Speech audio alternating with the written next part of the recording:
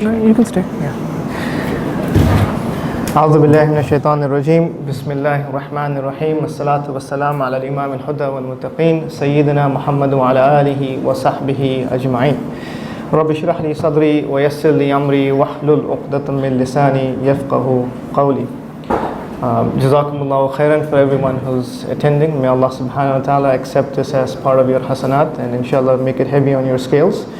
Jazakallah khair for the organizers for inviting me to speak on this topic. May Allah accept your efforts as well. I would like to apologize. So one of the brothers, he's asked me several times over the past few months to come, and I have been pushing it off. But I had some reasons for it. I was actually supposed to be back in Gaza during this time. I was supposed to be in Gaza these past few weeks. I was supposed to come back this Monday actually. I was to be there for about 3 weeks. So that's why I had asked you, let's do it today.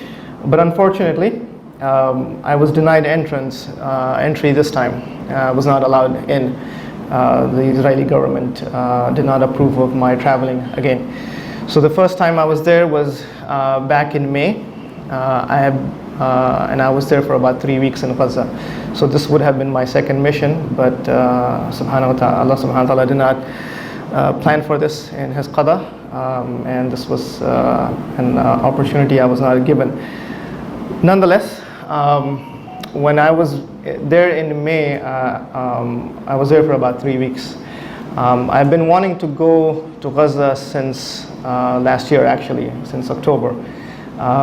And I attempted with different medical groups, organizations to go as much as I could, but things did not happen, it did not work out.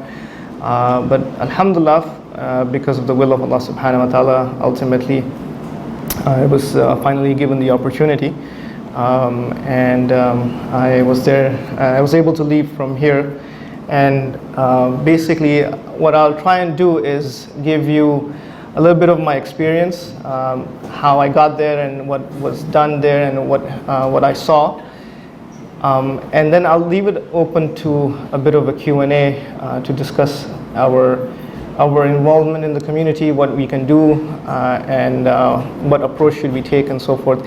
And I think that would better be as a discussion rather than someone just lecturing. So I left from here, and I went with a NGO. So there are several medical groups that are trying to get into Gaza and give aid, whether it's medical or any sort of relief efforts. So with one organization I was able to go.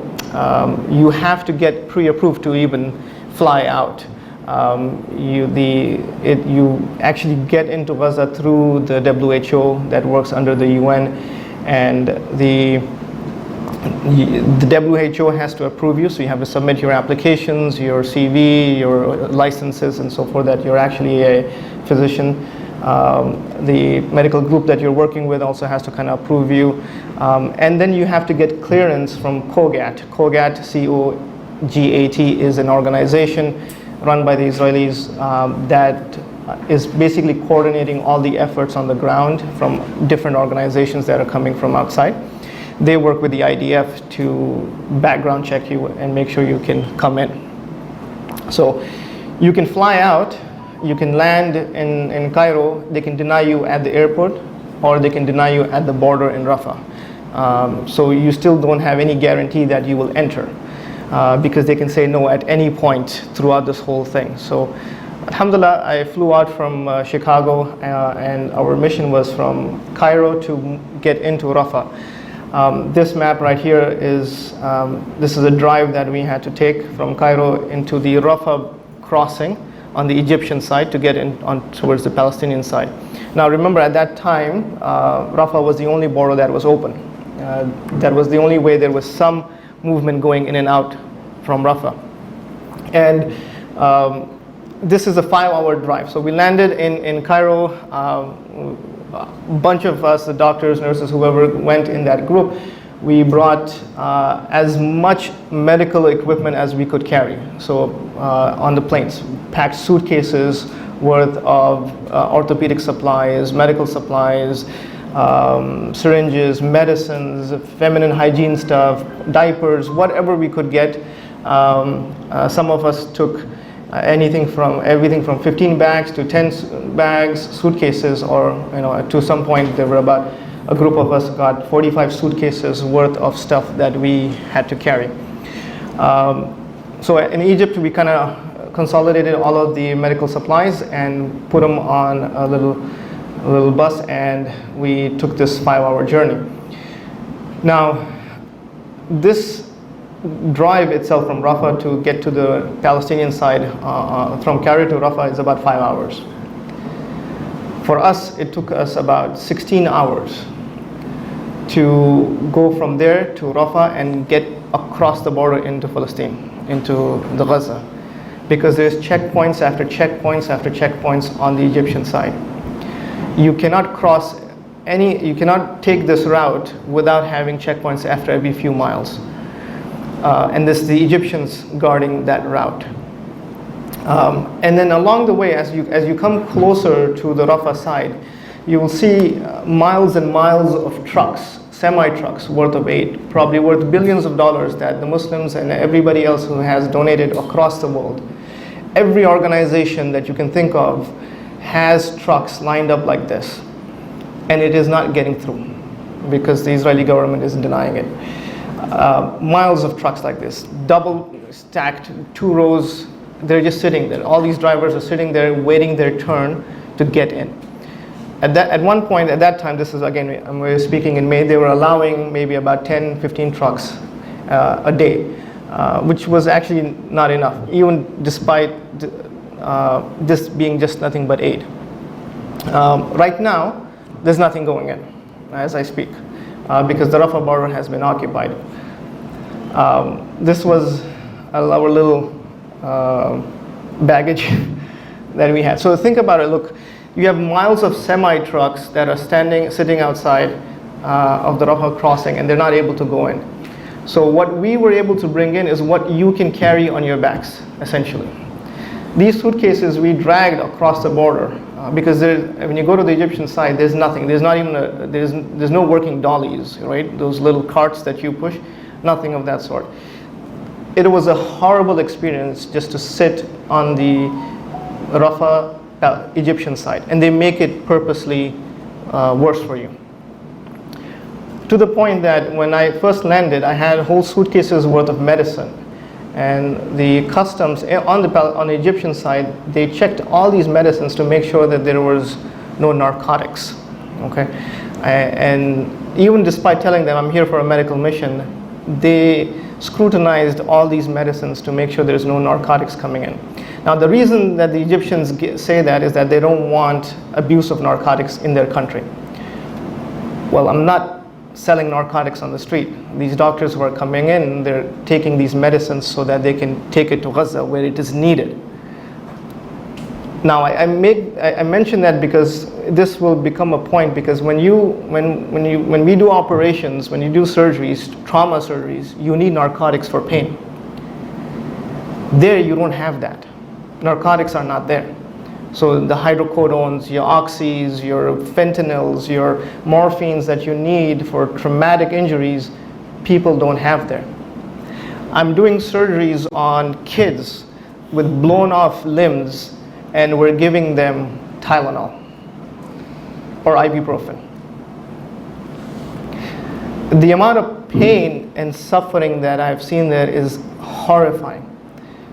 You cannot believe how much these people have been able to endure, or they're still enduring. It's unimaginable.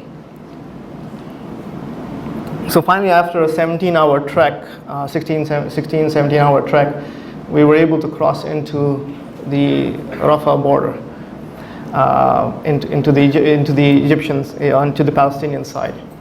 The border crossing where you're sitting at customs, we sat there for hours and hours to be cleared by the IDF, by the way. So the Egyptian customs, these guys that are looking at your passport, etc., They have to clear you to go in, and they send you all of your information to the Israelis, to Kogat, and the IDF to clear you from their side. So you have to just sit there and wait and wait and wait and wait for hours.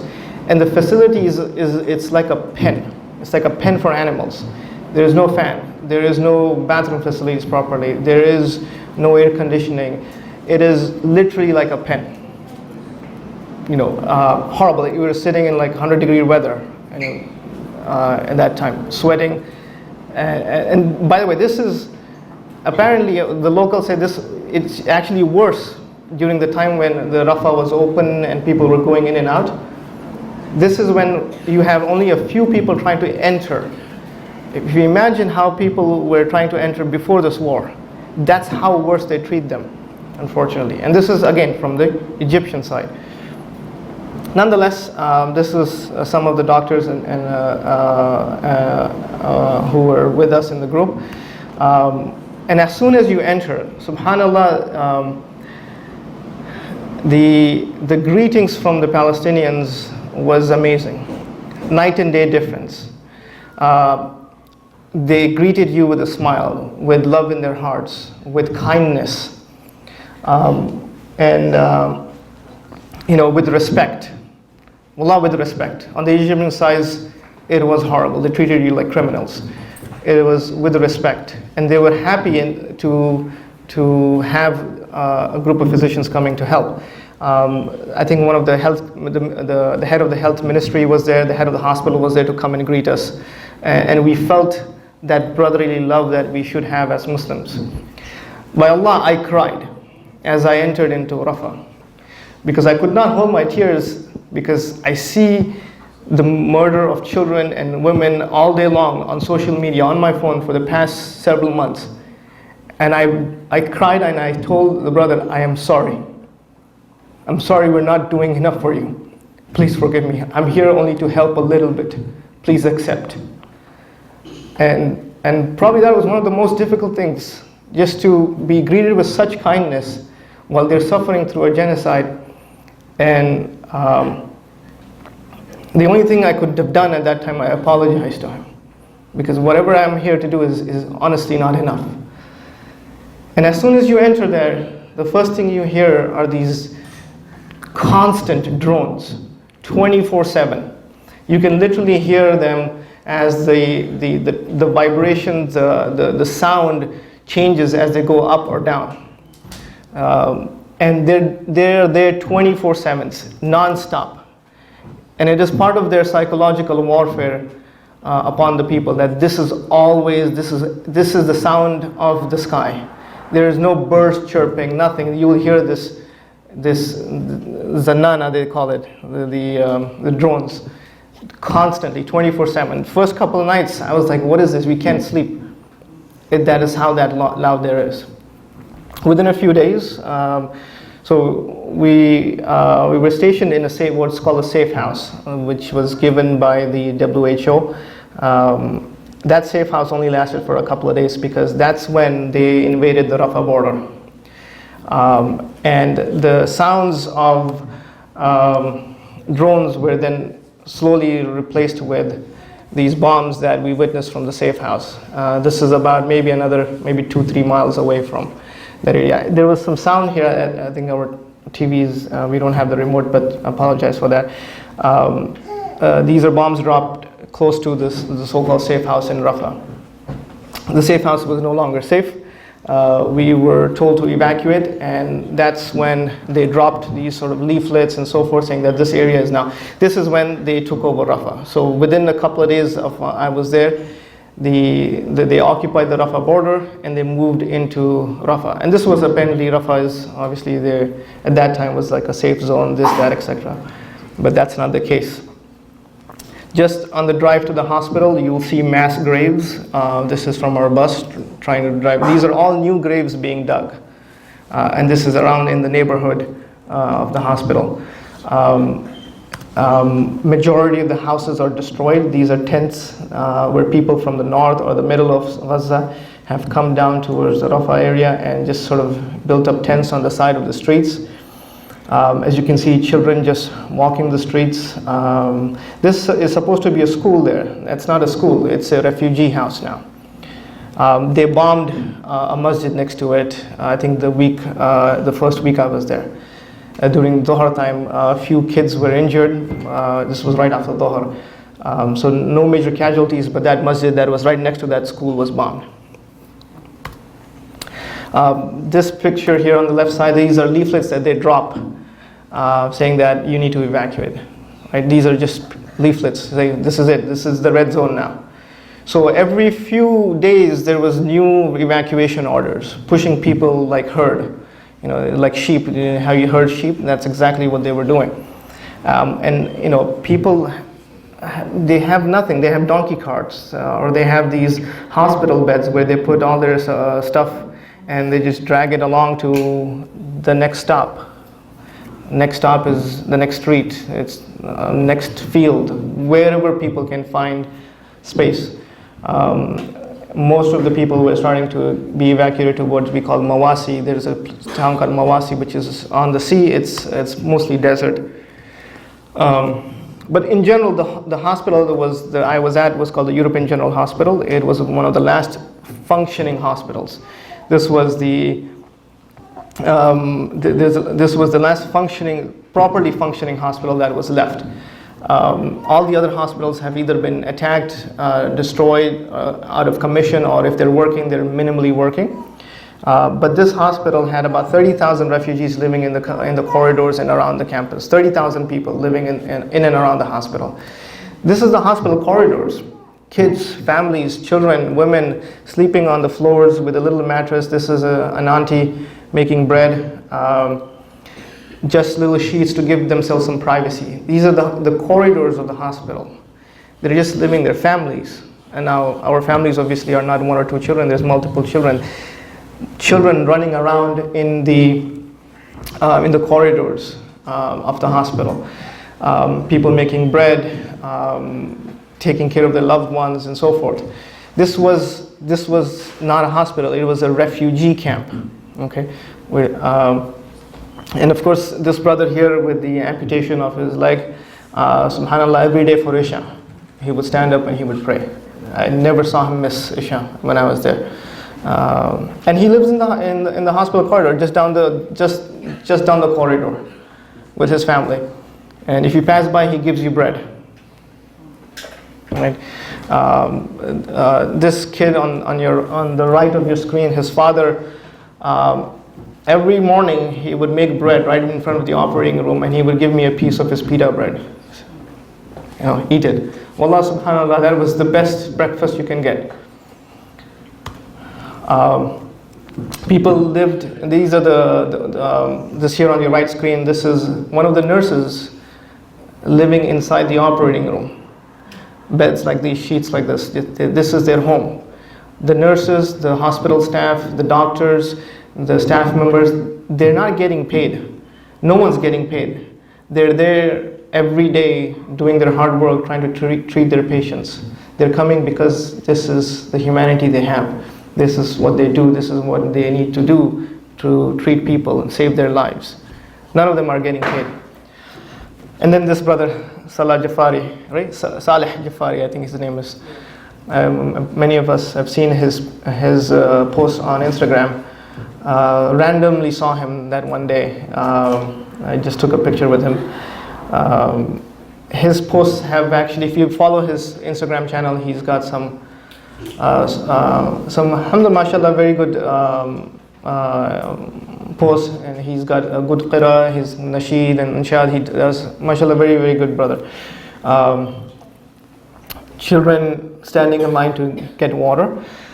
Water is scarce, even in the hospital. There's no clean water. At that time, the only time they had water coming into the hospital was at 8 a.m. in the morning and 8 p.m. And you can fill whatever you can fill, and that was it. The rest of it is not drinkable water, it's salty water, and so forth. They had bombed a lot of these filtration plants and so forth. Some organizations have been able to bring in trucks and so forth to give people water. Kids of this age, 8 years old, 10 years old, 12 teenagers standing in line to get water, carrying these 10 gallon sort of bottles, which are heavy, and dragging them across a completely destroyed town in the background. This is Khan Yunis. Khan Yunis is rubble, complete destruction. Not a single building, not a single home, not a park. The roads are dust, completely destroyed. It's a ghost town. Nothing is left. And you can smell gunpowder, you can smell the vapors of bombs in the air. Complete destruction. This was some neighborhood, completely destroyed. And people are on the streets, or they've come to Mawasi, or they've gone to some safety area, but there's nothing livable there. We went to a hospital that was attacked and destroyed. This was the dialysis center on your left screen there, that was bombed. There's no dialysis. That's a death sentence for anybody who has diabetes or who have been on dialysis. There's no dialysis. I have several patients that I saw that died because we could not save them because there's no dialysis. That is a human bone. This hospital compound was attacked, destroyed. You have human remains with zip ties in body bags. There is smell of rotting flesh in the air. One of the doctors buried this bone in the ground to pay the proper respect. Some of the experience in the hospital, I'm going to try and go through this a little bit. I apologize for some of these images. This is an 18-month-old child who was shot in the head, gunshot wound to the head. If you look at this child, everything is fine except for the head. Targeted killing of children. Okay. Blown out head with the brain matter outside.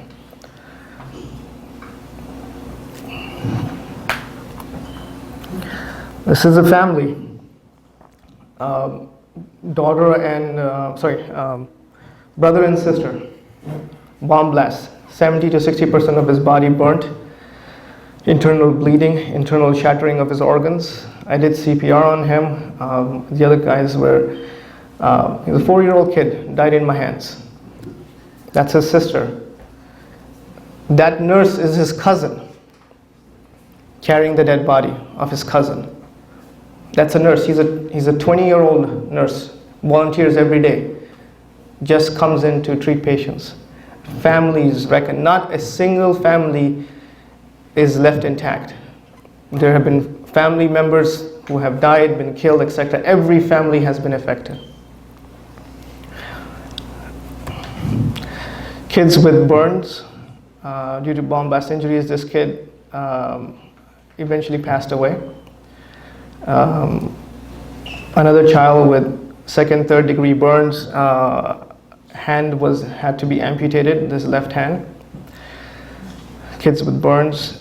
The bomb blast injuries, because of the incendiary nature of these bombs, children, men, women come in burnt with 60, 70, 80% of their bodies burned. Second degree burns, third degree burns. Some people charred, their bodies are charred. You cannot treat this in facilities where you don't have the equipment to do so. These are death sentences for these kids. You cannot save this limb. This limb has to be amputated, but the kid will probably die before that. Sisters, on your left screen, a 5-year-old with an open skull fracture because of bomb blast injuries. Her sister, a 3-year-old, I'm suturing her head with a needle that does not penetrate to the skin. She's screaming in pain. The needles, the equipment is not there. I don't know if you guys can see, but anyway, it's not a targeted attacks on limbs of young men purposefully to not just maim them for life, to cause them the worst pains. Purposely gunshot wounds to the hips, to the knees, to the femur, so that they suffer, they bleed out, and they become maimed for life. If they don't die, then they become maimed for life. And these injuries, even here, you cannot treat these injuries in a local hospital. It gets treated in major university hospitals where you have the ability to treat them. There, I'm putting X fixes. These things that you see, these rods going into the bones, these are called external fixators. You put them in to stabilize the fracture, to prevent some infection, to make sure that they're not bleeding out. But this kid on the left side, both his hips are shattered. He needs a double amputation. He's not going to survive. But that's the nature of these injuries. There's gunshot wounds, arterial, purposely target to the arteries. Infection is rampant. There's maggots in the wound here. Everyone is infected. There is no disease control because there's not enough antibiotics, there's not enough pain medications. You're doing surgeries on these patients, and the anesthesia that we have is what we were able to bring in. They're running out of anesthesia. By the time I was done, we were running out of what's called propofol or ketamine to anesthetize people. It's not there anymore because what's coming in is what you brought in. And once you're used, there's no other new supplies coming in. This is a family. 3 children, dead on arrival, husband and wife completely burnt and destroyed, maimed. We had to do, amputations, try and save the leg, do what we call sclerotomies, and open up all the fascia and the blood and the tissues to allow for the swelling to go away, and so forth. Complete family did not survive. Children were dead on arrival. The husband and wife survived a day or two. Both of them killed with this sort of injuries. This child, 14-year-old kid, he thought he was opening a can of tuna. Thought he was opening a can of tuna, and it was a bomb. He opened it while sitting down with his hand by his knees. Both his knees were shattered, completely blown off. His one hand was completely blown off. The other hand, he's got 2 fingers left. 14-year-old kid ended up getting bilateral above the knee amputations. Amputation of his left hand and amputation of some of his fingers on his right hand. This 14-year-old kid suffered in pain, day in, day out. And you're giving him Tylenol and ibuprofen. Alhamdulillah, because of some efforts from different organizations and so on, he was able to come to the United States. He's in Houston. He actually arrived on this Tuesday, to get some medical aid. The irony is, the country that's funding the genocide now comes to treat the victims. You come to the country that will treat you. That's the irony. Subhanallah. Another 14-year-old child. This was one of my last surgeries there. He had suffered for 6 months because of a bomb blast injury. He's got a femur fracture. He's got a non-viable right leg. He had multiple operations to save his leg. As you can see, this part of the bone has been cut off, non-viable. 14-year-old kid suffered for 6 months. Eventually, family agreed to a below-the-knee amputation, which I ended up doing, and that's his limb in a box. The limbs are given back to the family to go ahead and bury him. This kid, again, he's emaciated, he's thin, he's probably less than about 80 pounds or so. This is a genocide on children. Every day, you would be greeted by thousands and thousands of kids that would come and greet you and hug you, and their happiness has been taken away. They don't know anything but this. This is their reality. They're living on the streets because there's no homes, there's no schools. You know, everybody's going to school coming this fall. There are no schools. There's no universities. Everything has been bombed and eradicated. The innocence of these children has been taken away by this genocide. They know nothing other than this. They have no future, honestly. Where will they go? What will they do? What is their outcome in the next few years? What is it that they're looking forward to? Oh, you know what, I'm going to be in 5th grade, 6th grade, whatever it is, I'm going to graduate high school. That future is gone. They're surviving on a day-to-day basis where you don't have soap. There's a rampant, now there is skin diseases that is becoming endemic in Gaza. Skin diseases because of poor hygiene. Soap is not there. The soap I used was the soap I brought. There is no soap. Think about that. And subhanAllah, these kids, when we were leaving, they made us small gifts. That says Dr. Ahmed with a little, whatever the purse is that she made. The Israeli government, the American government are destroying these children. They are trying to eradicate the innocence of these children. They are trying to eradicate the children themselves. Your carpet bombing. So I have experienced bombs before. I used to live in Saudi Arabia, and during the Gulf War, one of the bombs from Iraq had actually fallen close to our neighborhood, about 5 miles from our home. That was my first time ever experiencing what a bomb blast was like. And I still remember, I was about 9 years old or so. And that bomb that fell about 5 miles or so from our house shook our whole apartment building. And from that day onwards, the doors would not close properly. So if you wanted to go and close the door, they would never close because it shook the whole building. So our doors were tilted. So we could never close the doors. So we enjoyed, there was no privacy, you know. My parents, if they wanted to watch a movie, they could not close the door properly. So we would sneak through the crevice. But that was, that's my childhood. There was bombs every single day in Gaza. The intensity of those bombs are just insane. The whole hospital building would shake.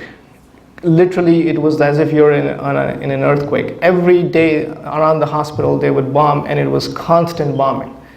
Some days, it was as if they just did not stop, from Fajr till Isha, non-stop. And every time, you know that there was casualties coming in. So every day, there was major casualties. Families destroyed, bomb blast injuries. There were patients who, even if they don't suffer the traumatic injuries, the inhalation injury is that what kills them. So all of that hot sort of bomb fumes, when you inhale them, it burns your internal organs. So you had one family, husband, wife, and 2 of their daughters in ICU from inhalation injury, because they took in the fumes from these bombs, burnt the inside of their organs, their esophagus and lungs. Finally, this was our return. When they occupied the Gaza border, our return was questionable because there was no way out. Because the initial plan was to go through Gaza, go through Rafah border, and come out to Rafah. So when they occupied the Rafah border, there's no way out because they closed everything. So the physicians, the humanitarian aid workers that were there, now there's a question: how are they going to leave? Because the idea here is, if you're going in with a medical mission, you stay there for 2 weeks, 3 weeks, whatever it is, and then another team rotates in and you rotate out.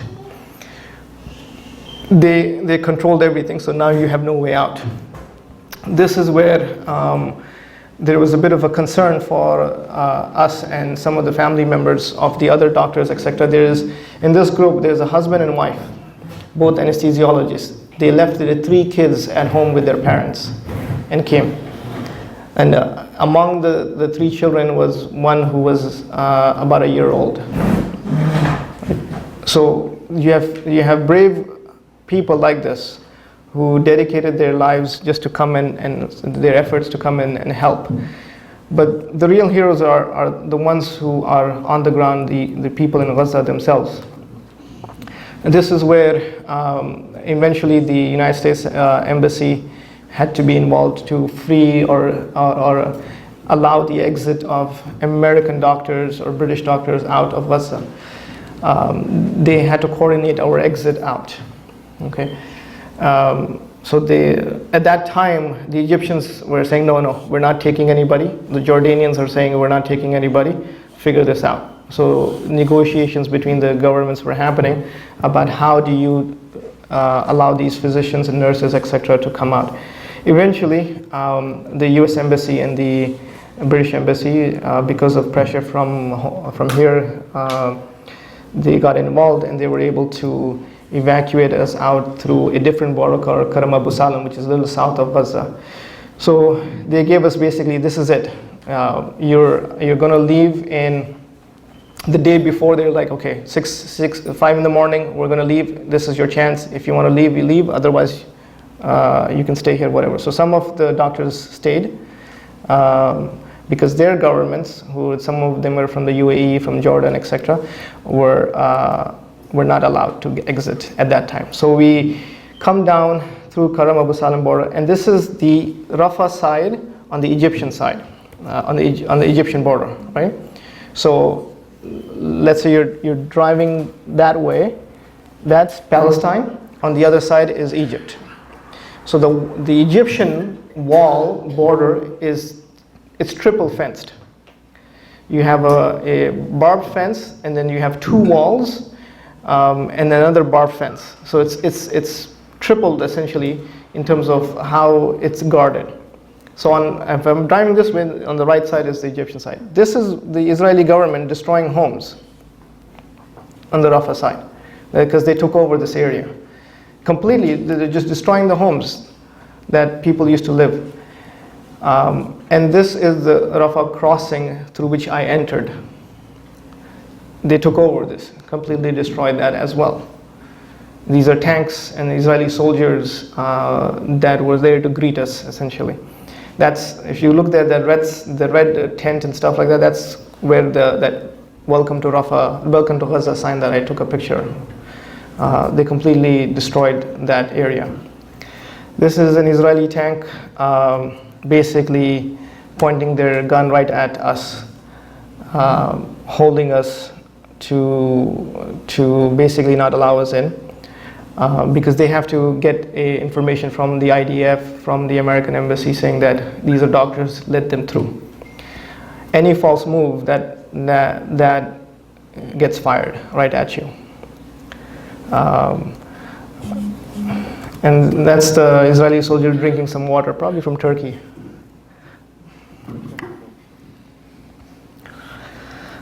So this was our exit. Essentially, a bus and a small car that we, I think 10 or 15 of us were on it and trying to go across. Alhamdulillah. At the end, Allah subhanahu wa ta'ala is the best of planners. We never planned to go to Masjid al-Aqsa. Our plan initially was to return back through Cairo, but because of what happened, Allah subhanahu wa ta'ala's plan is much different. وَيَمْكُرُونَ وَيَمْكُرُ اللَّهُ وَاللَّهُ خَيْرُ الْمَاكِرِينَ, right? They asked us, where do you want to go, to Tel Aviv or Jerusalem? So obviously we said Jerusalem. Right? So for some of us who are here, it was their first time. For others, it was 30 years since they've been able to step in Palestine. And they are locals from Palestine, they're not allowed. And for whatever is the person with the hat on the left side, it's been 25 to 30 years, and he is from Gaza itself. So he's never been to Masjid al-Aqsa in that much amount of time. But alhamdulillah, Allah subhanahu wa ta'ala has planned, and it was just like the brother recited Surah Al-Isra, right? We were able to get back and pray in Masjid al-Aqsa. May Allah Azza wa Jalla accept our efforts in that sense, and I think it was a good sort of a ending to some of our journeys at that time, to go there to Gaza and be able to help a little bit and then come back to Masjid al-Aqsa and pray there, alhamdulillah. This, as the ayah says in Surah Al-Isra, Subhanalladhi yasra bi'abdihi laylan min al-masjid al-haram ila al-masjid al-aqsa. This is our holy land. This is Palestine is us. It does not belong to the Palestinians. It does not belong to the Gazans or the people in West Bank and Ramallah, etc. It belongs to the Ummah in general. It is the land of the Ummah.